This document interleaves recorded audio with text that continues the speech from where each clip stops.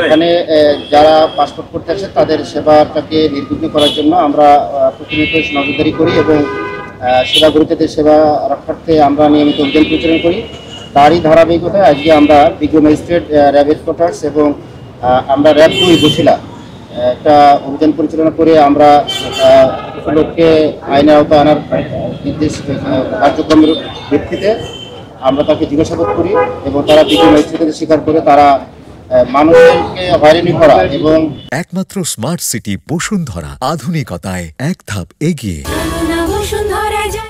অতিরিক্ত অর্থ উপার্জনের বা অতিরিক্ত অর্থ আদায়ের নিরিখে মানুষকে পাসপোর্ট অফিসে ঢোকার আগেই তারা সেবা গ্রহীতা সেজে তাদেরকে হয়রানি করা, এই সমস্ত কার্যক্রমের সাথে লিপ্ত ছিল। এই সংক্রান্তে কিছু লোকদেরকে সতর্ক করেছে বিজ্ঞ ম্যাজিস্ট্রেট, একই সাথে 4 জনকে বিভিন্ন মেয়াদে সাজা দিয়েছেন।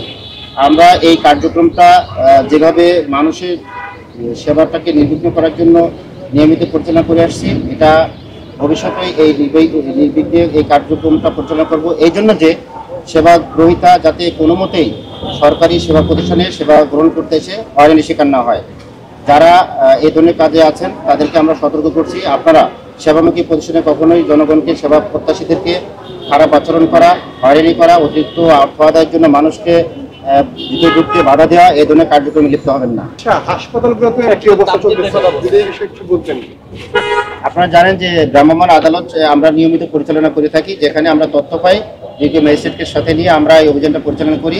আপনারা জানেন যে এটা আমরা কার্যক্রম অব্যাহত রেখেছি, কোথাও তথ্য পেলে সেটা আমরা আবদ্ধ নেই এবং তদন্ত সাপেক্ষে এবং অভিযানটা পরিচালনা করি।